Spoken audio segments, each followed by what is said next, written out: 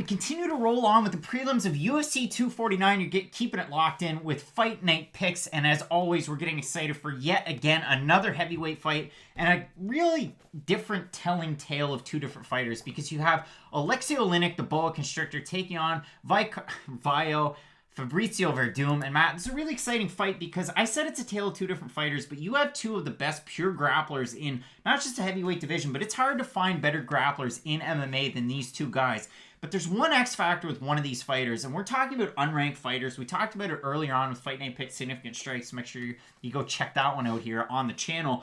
But Fabricio Werdum is one of those unranked contenders. He's a guy that was a former champion. Things maybe didn't go his way against Stipe Miocic, and he wasn't able to defend his belt. It happens to the best. But still, Fabricio Werdum at this point in his career, you have to look back to his last fight against Alexander Volkov. Definitely didn't go his way, but he was rolling before that. And this is one of those guys that his grappling's great, but you really have to worry about him in the stand-up. Oh, 100%. I told Craig I'm going to handicap this fight like crazy because I think I know exactly how he's going to win. The same way Alistair Overeem beat Aleksei Oleinik. Alistair Overeem held onto that tie clinch, blasted knees up the middle, because he knows that Aleksei Oleinik, all he wants to do is get his chest next to yours. So if you're able to create space, especially in the middle of the cage, Oleinik's just going to keep on walking towards you, and if you are good with that tie clinch, you can control his head and blast knees up the middle. That's what Alistair Overeem was able to do. Fabricio Werdum, who has a very similar tie clinch to Overeem, he practices it all the time with Rafael Cordero. He uses it a lot in his fights too. I mean, Fabricio Werdum's best positions are he either has your back or he's getting you in a tie clinch up against the cage. Like, those are his kind of bread and butter places.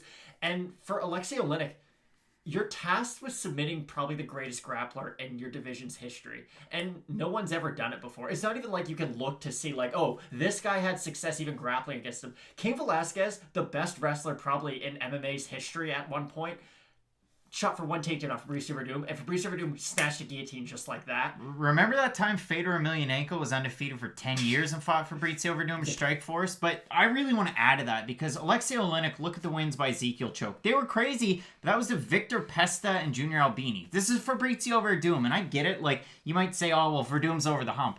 Last time I checked, Aleksei Oleinik is no spry chicken.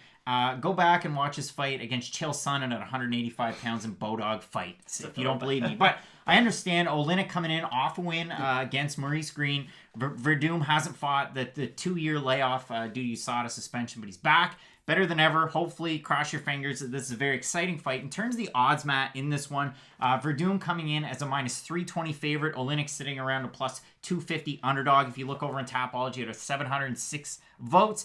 78% of fans picking Werdum. Overwhelming majority picking him to win by KO or TKO.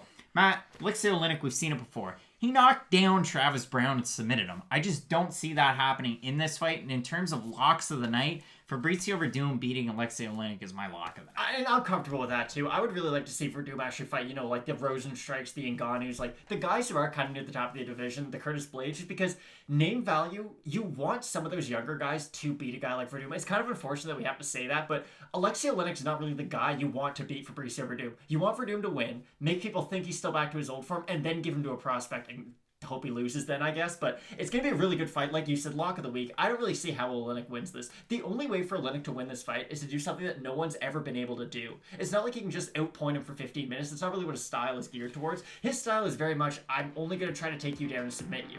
You're tasked with submitting the greatest grappler, though, so I just don't see it happening. Yeah, neither do I, but you're going to want to keep it locked in with Fight Night Picks. We got all of the predictions for UFC 249, 2 minutes for the main card, 2 minutes for the prelims, 5 minutes for a title, co-main, and main event. And as always, Matt, we love to say it with Fight Night Picks, but let's get into it.